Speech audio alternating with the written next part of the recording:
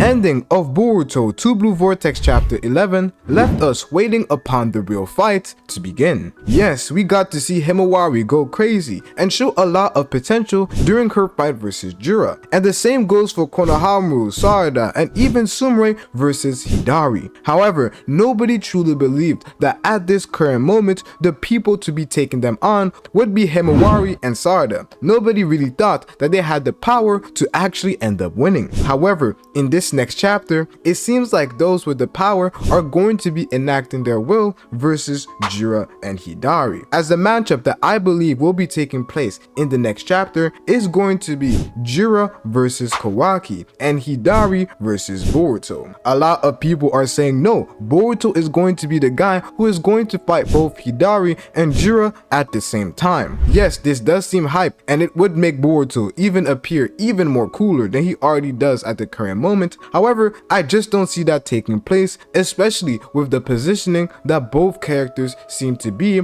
at the current moment. Yes, Jura can use the claw marks and instantly appear near Boruto. However, I just don't believe that he will do that. And that's due to the fact that similarly to what we saw in the first chapter of Boruto, where we ended up seeing Boruto come to the village, and then we had a panel of Boruto, Code, and Kawaki, a lot of people thought that this was going to be a battle royale between Boruto, Code, and Kawaki, an all-out attack. However, we had Boruto versus Code take place first, and later on in that fight, we had a Kawaki who finally made his way and tried to attack Boruto. What I see taking place is that Kawaki, who is already quite close to Jura, is going to make his way to Jura first, without even allowing Jura to end up using the claw marks and making his way to Hidari. Jura will attempt to take care of Kawaki while Hidari and Boruto end up fighting, which means that we will be seeing Jura versus Kawaki take place at the same time as Hidari versus Boruto,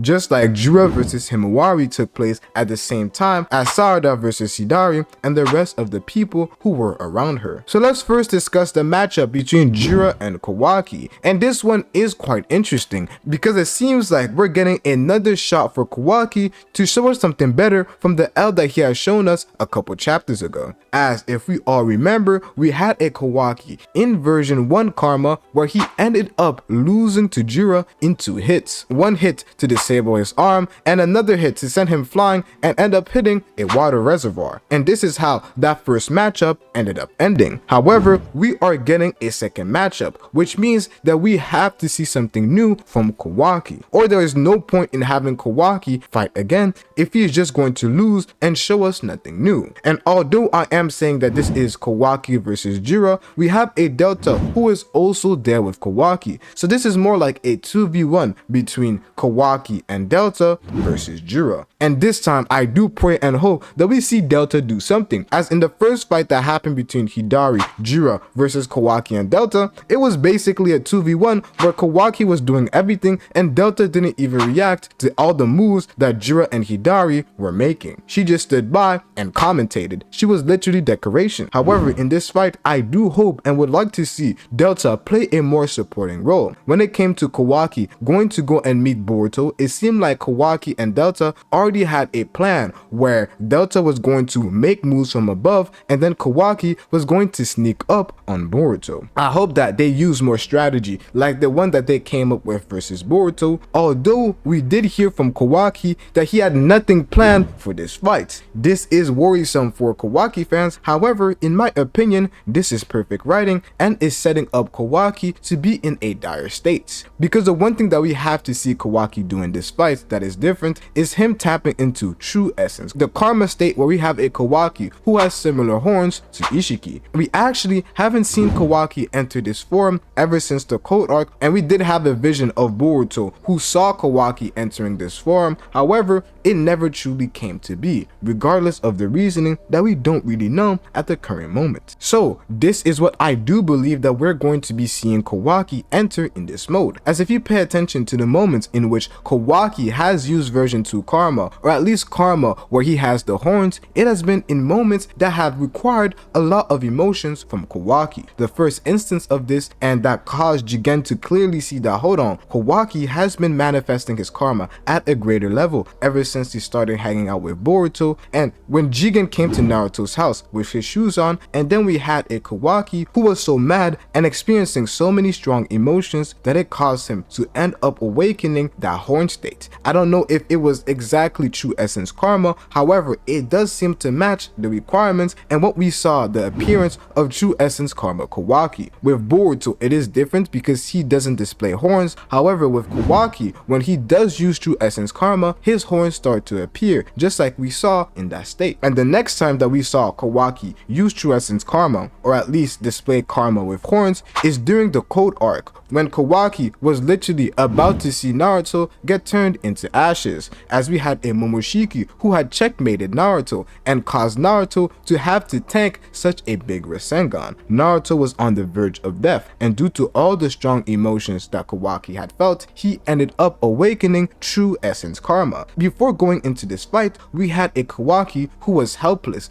and only decided to go and confront Code because he didn't want anything bad to happen to the people around him, mainly Naruto. And we have a similar situation here. We have a Kawaki who doesn't have the strongest plan, but he knows that he has to go and do something to prevent somebody from getting hurt. In this case, that was Himawari, but Boruto already protected her, but he still has to go and do something to make sure that the village that Naruto worked so hard to protect is not destroyed by Jura. And also, if you look at all the L's that he has been taking lately, Kawaki is definitely feeling a lot of emotions. He has taken a lot of L's already from Jura, already from Boruto, and also from one of the Clawgrams, but due to his ineffectiveness and some of the mistakes that he has made, Himawari has been put in danger's way. Himawari, who is not involved in any of the brother fights that he is having with Boruto. So Himawari really shouldn't be getting harmed, and all of this is due to the mistakes that Kawaki has made that has overall weakened the stage of Konoha. Kawaki is at fault for a lot of the issues that we are seeing taking place at the current moment. And let's just be honest, not only was Boruto able to one-shot him,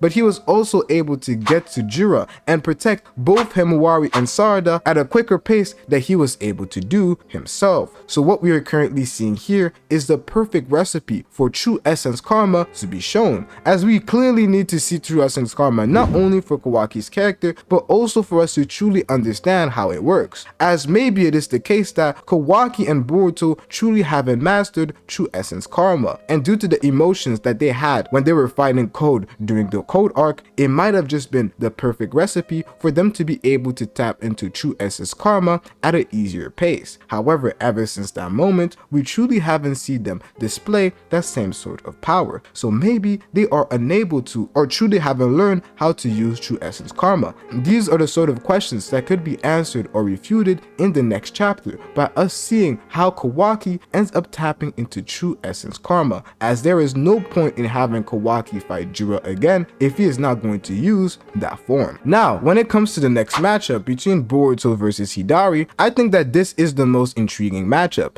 because this is a fight where we have both characters that have displayed a level of relativity. We have a Hidari and a Boruto who had a Chidori and Rasengan clash, where their moves ended up canceling each other out. We have a Hidari who uses claw marks and a Boruto who uses a flying Raijin, which are similar moves. We have Hidari who comes from Sasuke, and Sasuke is Boruto's master, so obviously they have a similar fighting style. This is going to make a very interesting battle, as we're going to see them zap around, use various abilities, move quickly. I really like the matchup that we could see right here, and a lot of questions are going to be answered. Also questions that Hidari wants to know himself, as Hidari questions who he is and what he is here to do, and he is trying to find some sort of purpose by finding out who he is as a person, and the only one who has those type of answers is Boruto. Boruto understands exactly who Hidari, as he comes from the Ten Tails / Sasuke, and he is the only one who could answer these sorts of questions. However, Boruto is exhausted, which makes this fight even more intriguing. We know that they are relative to some extent, so it's going to be quite equal in the beginning. However, the longer this fight lasts, the more exhausted Boruto is going to become. As we have currently been seeing him, he is quite exhausted. Boruto has been fighting for at least 2 days, and some may argue that this has been happening in the span of 1 day. He fought Code, he fought all the Shinju together, he fought Mitsuki, he fought Kawaki. Boruto fought so many different people, and especially in all those different fights, he used purple lightning, spammed the flying Raijin, spammed all sorts of abilities. he is tired, which is why we end up seeing, I don't remember if it's in chapter 8 or chapter 9, that Boruto is clutching his karma, and then when he comes to fight Kawaki, he is unable to control his karma when Kawaki ends up activating it, which means that Boruto is slowly running low on chakra. And if he goes to absolutely zero chakra, or to a low extent when Boruto is no longer able to control Momoshiki, we will be seeing signs of Momoshiki starting to manifest by the end of the chapter. And that's going to be very intriguing, because if Momoshiki is to fight, we've already seen when Boruto fights, he's cool. Boruto was relative to Code when he was tapping into True Essence Karma. But when Momoshiki took over, Code says that this is power unbeknown to humans. There was a drastic gap between Borushiki and Boruto using True Essence Karma, so much to the point that he was able to deal with Code in such an epic fashion, using Boruto Rasendan and all these various abilities, making Code look absolutely weak. And